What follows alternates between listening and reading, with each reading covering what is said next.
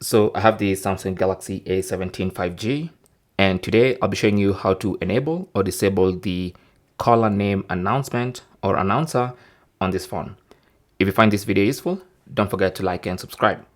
So go to the phone app, tap on this green icon, and then make sure the keypad is selected. And then now you can tap on the three dot button in the top right corner and then select settings. Under settings, go to answering and ending calls, tap on that, and then you will see the option to read caller names aloud. So you can tap on that, and then you can either enable or disable that function using this toggle button at the top here. Now, once you enable, you can choose whether you want it to do it always or only over Bluetooth and headphones only.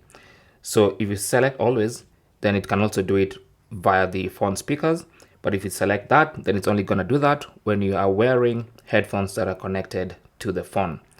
Now, you can also choose whether you want the caller name to be read twice or once. So if you want it read twice, enable that. If you want it read once, disable that. But if you want to just turn the whole feature off, you turn it off from there. Thanks for watching and good luck.